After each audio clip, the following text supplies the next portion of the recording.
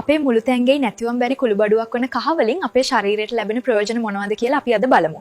කහ සතු ප්‍රතිඔක්සිකාරක සහ ප්‍රතිශුද්ධජීවී ගුණය නිසා ශරීරයේ ප්‍රතිශක්තිකරණ පද්ධතිය ශක්තිමත් කරනවා. හෙම්බිරිස්සාව, කැස්ස වැනි බෝවන රෝග වලින් ආරක්ෂා වීමට කහ මිශ්‍ර කිරි හෝ පාන වර්ග පානය කිරීම ඉතා ගුණදායකයි. ශරීරයේ අභ්‍යන්තරයේ හෝ බාහිරව ඇතිවන ඉදිමුන් අවම කිරීමට කහවලට පුදුම හැකියාවක් තියෙනවා. විශේෂයෙන්ම හන්දිපත් රුදාව සහ ආතරයිටිස් වැනි රෝග තත්ත්වයන් පාලනය කිරීමට කහ උදව් වෙනවා. ආහාරවලට කහ එකතු කිරීමෙන් ආහාර ජීර්ණ පද්ධතියේ ක්‍රියාකාරීත්වය ක්‍රමවත් වෙනවා. බඩ පිපීම, ගෑස් වැනි අපහසුතා මඟහරවා ගැනීමටත් මේ උදව් වෙනවා. නූතන පර්යේෂණවලට අනුව කහවල ඇති කර්කුමින් සංයෝගය මොළයේ සෛල වර්ධනයට උදව් වෙනවා. ඇල්සයිමර් වැනි මතකයේ අඩුවන රෝග තත්ත්වයන් ඇතිවීමේ අවදානම අඩු කරනවා. ලේවල ඇති නරක කොලෙස්ටරෝල් මට්ටම පාලනය කිරීමට සහ රුධිර නාලවල ක්‍රියාකාරීත්වය දියුණු කිරීම නිසා හෘද රෝග ඇතිවීමේ අවදානම අඩු වෙනවා.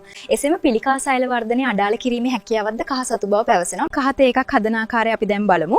වතුර කෝපයක් රත් කර ඒකට කහ කුඩු තේ හැඳි භාගයක්, ඉඟුරු සහ ගම්මිරිස් කුඩු ස්වල්පයක් එකතු කරන්න. විනාඩි 5ක් පමණ තැම්බෙන්නට හැර හොඳින් පෙරාගෙන රස බලන්න. අවශ්‍ය නම් මද රස්නේ ඇති විට දෙහි යුෂ ස්වල්පයක් හෝ මී පැණි ස්වල්පයක් එකතු කර පානය කරන්න. මේ වගේ තවත් සෞඛ්‍ය සම්පන්න තොරතුරු වගේම රසවත් දේවල් අරගෙන මම ආයෙමත් එනවා. ඒ නිසා දිගටම මාත් එක්ක රැඳී ඉන්න channel එක subscribe කරන්නත් අමතක කරන්න එපා.